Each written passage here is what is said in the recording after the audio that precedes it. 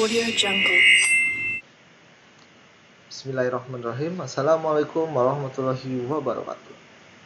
Perkenalkan, nama saya Regita Singgi Pratama, NIM A810200091.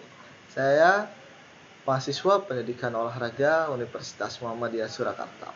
Nah, di sini saya akan memberikan penjelasan kepada kalian tentang futsal. Di sini saya akan menjelaskan kepada kalian sejarahnya, bagaimana permainannya, dan macam-macam pokoknya tentang futsal. Yuk, mari kita bahas.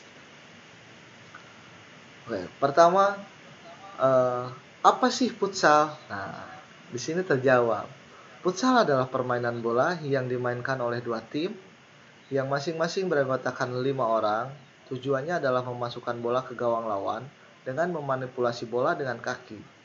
Selain 5 pemain utama, setiap regu juga diizinkan memiliki pemain cadangan.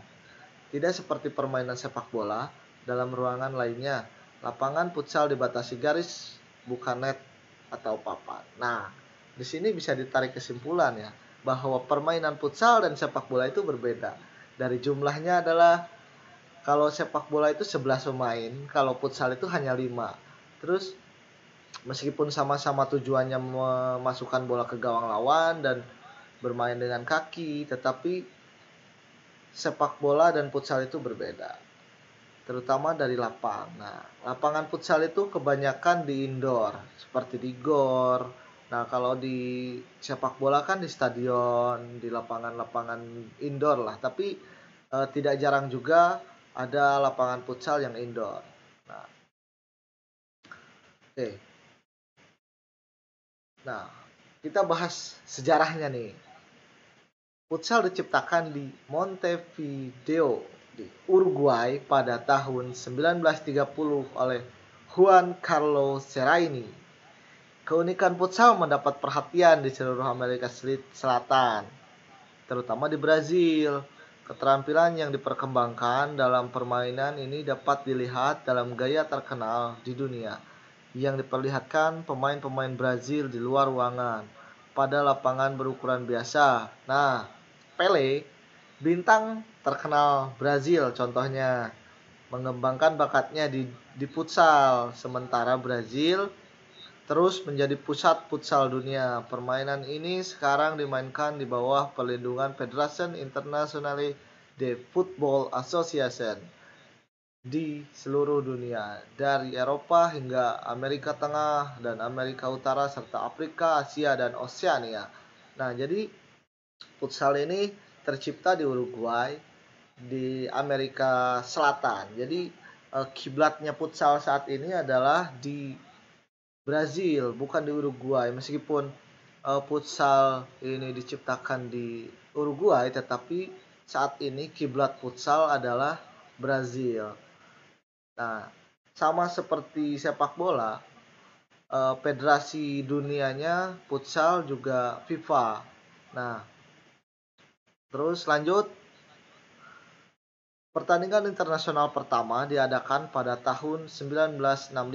Paraguay menjuarai Piala Amerika Selatan pertama.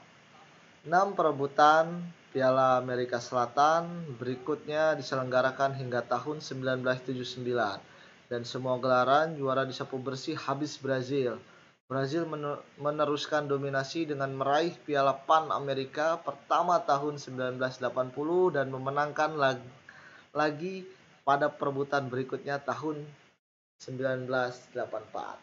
Nah, kejuaraan dunia futsal pertama diadakan atas bantuan FIFUSA. Sebelumnya anggota-anggotanya bergabung dengan FIFA pada tahun 1989 di Sao Paulo, Brazil. Tahun 1982. Terakhir dengan Brazil di posisi pertama. Brazil mengulangi kemenangannya di kejuaraan dunia kedua tahun 1985 di Spanyol, tetapi menderita kekalahan dari Paraguay dalam kejuaraan dunia 3 tahun 1988 di Australia. Nah, terus pertandingan futsal internasional pertama diadakan di AS pada Desember 1985 di Universitas Negeri Sonoma di Rohnert Park, California. Futsal the rule of the game. Oke. Nah, ini kita berbicara sarana dan prasarana dari futsal, oke?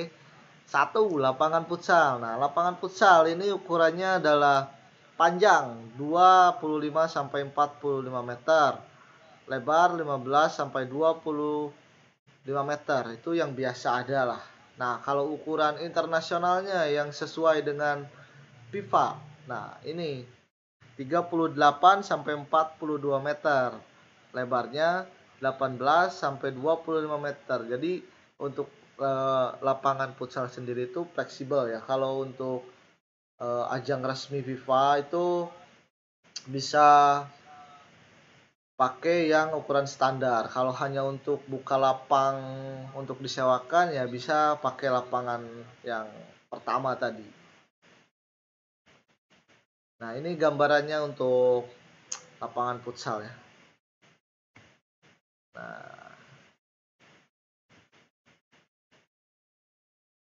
Nah, ini keterangan-keterangannya.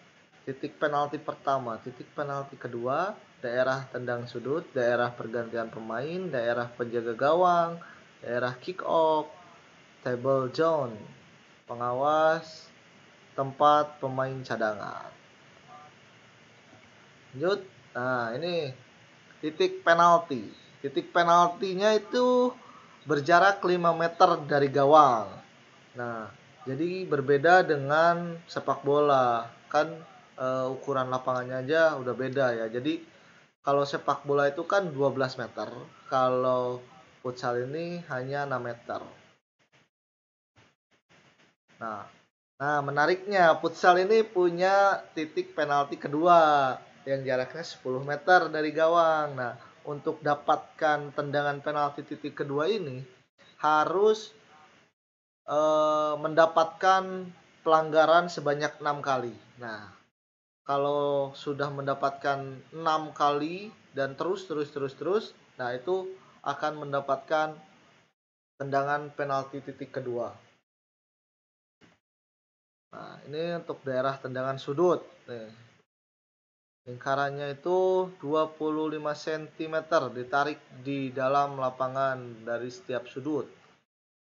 Nah, daerah kick off, kalau daerah kick off sama sih dengan sepak bola, bundar, tapi ukurannya beda.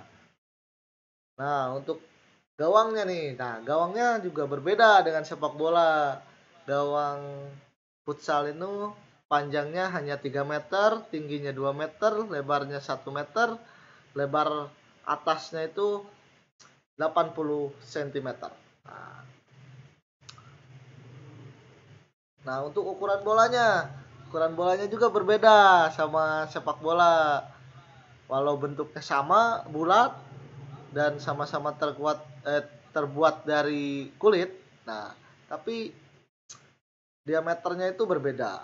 Jadi maksimum diameter bola futsal itu adalah 64 cm, sedangkan minimumnya adalah 62 cm. Beratnya pun berbeda dengan berat bola sepak bola. Bola futsal ini lebih berat bahkan dari sepak bola dan pantulannya pun lebih sedikit dibanding dengan bola sepak bola. Nah, ini jumlah pemainnya nih. Pemain dari futsal itu hanya 5 yang main dan 7 untuk pemain cadangannya maksimal. Paling sedikitnya itu boleh 5, paling banyaknya 7. Itu dari peraturan FIFA-nya sendiri. Nah, lanjutnya perlengkapan pemainnya. Ini seragam atau kostum, celana pendek, kaos kaki, pengaman kaki atau shin guard, dan sepatu. Nah, sepatunya pun berbeda dengan sepatu sepak bola. Kan futsal ini permainannya di lantai, jadi menggunakan sepatu dengan sol karet. Enggak dengan sol yang bercucuk-cucuk gitu ya. Nah, ini seragam futsalnya. Jadi kalau dulu itu seperti ini untuk jersinya, tapi untuk sekarang banyak perubahan, sudah sangat modern lah kalau untuk sekarang. Ini kaos kakinya. Nah, ini adalah shin guard ini. Namanya shin guard atau pelindung kaki, pelindung tulang kering. Nah, ini contohnya sepatu futsal nih. Nah, kan berbeda kan sama sepatu sepak bola. Nah, sepatu sepak bola kan ada solnya yang kayak cucuk-cucuk itu. Nah, kalau untuk sepatu futsal ini hanya sol datar dengan karet.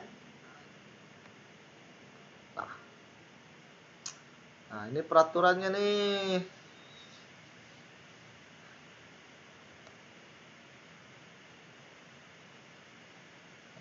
Gol. Dan ini adalah cara mencetak gol. Jadi jika bola sudah melewati garis gawang itu gol sah. Tapi jika belum melewati garis gawang, bola tidak sah golnya. Hampir sama lah jika peraturan untuk mencetak gol ke gawang sama sepak bola. Nah, untuk waktu permainannya nih. Nah, untuk waktu permainannya berbeda nih sama sepak bola. Kalau sepak bola kan 2 kali 45 menit. Kalau futsal itu 2 kali 10 untuk kompetisi resmi FIFA. Nah, kalau untuk ya kompetisi-kompetisi biasa itu paling lama 2 kali 15 lah.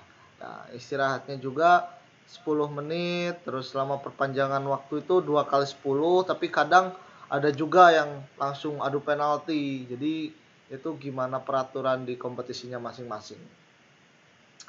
Nah, untuk aturan adu penaltinya pun berbeda juga sama sepak bola. Kalau sepak bola kan itu semua bisa nendang nih 11 pemainnya, terus kalau 11-nya terus masuk balik lagi ke awal. Tapi kalau di futsal ini hanya 3 penendang. Jadi kalau sudah 3-3-nya masuk nih, nah coin toss. Nah, jadi yang coin toss itu nanti penendang, kalau nendang masuk, nah dia menang gitu. Terus ada time out kalau di futsal itu. Jadi 1 kali per 1 babak time outnya.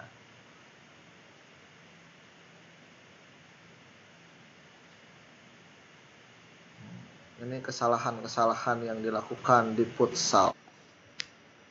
Oke, sorry ya kepotong tadi, ada sedikit problem dari potong.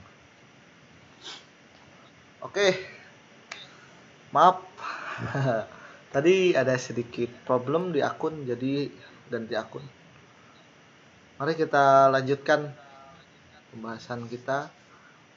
Ini hukuman dan kesalahan yang dilakukan di futsal. Jadi ada tendangan bebas langsung. Itu tendangan bebas langsung itu hukuman untuk pelanggaran seperti sliding tackle, penarikan baju, handsball. Nah, kalau untuk tendangan penalti, tendangan penalti ini pelanggaran yang terjadi di dalam circle. Nah, ini nih. Circle ini yang putih setengah lingkaran ini. Nah, itu adalah circle atau area penjaga gawang.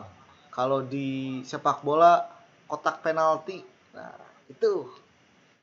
Nah, untuk nomor 3 tendangan bebas tidak langsung. Nah, kalau untuk tendangan bebas tidak langsung ini pelanggaran yang terjadi jika pemain belakang itu mengoper kepada kiper sendiri tanpa bola menyentuh lawan terlebih dahulu. Nah, baru itu dinamakan back pass. Nah, pelanggarannya mendapatkan tendangan bebas tidak langsung. Nah, kartu kuning, kartu merah. Nah, sama lah dengan sepak bola untuk kartu kuning, kartu merah. Kartu kuning ini untuk pelanggaran yang sifatnya tidak terlalu keras. Jadi hanya untuk seperti senggolan atau tarikan baju. Nah, itu paling diganjarnya kartu kuning, kecuali kalau sudah diperingati, dan baru itu bisa dikasih kartu merah. Nah, kalau untuk kartu merah itu pelanggaran seperti tackle yang keras atau sengaja menyentuh bola, nah itu baru akan di kartu merah. Nah, ini kartu merah. Berbicara kata-kata kasar kepada wasit atau kepada lawan, nah bisa di kartu merah. Nah, terima kasih. Segitu mungkin untuk penjelasan dari saya. Kalau ada salah-salah kata mohon maaf, karena kebenaran hanya datangnya dari Allah Subhanahu wa taala. Wabillahi taufiq wal hidayah. Wassalamualaikum warahmatullahi wabarakatuh. Sampai jumpa lagi.